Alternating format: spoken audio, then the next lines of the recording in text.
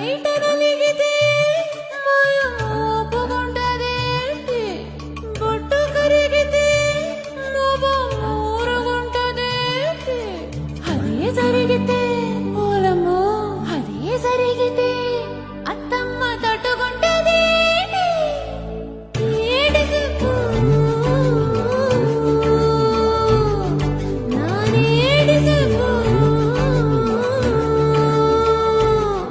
నానేడు చెప్పు చెప్పాన చెప్పుతూ చెప్పాన చెప్పుతూ చెప్పాన చెప్పుతూ వంక తిప్పాన తిప్పుతూ డొంక చేతుల్లో చిక్కకుండా జారిపోతే జింక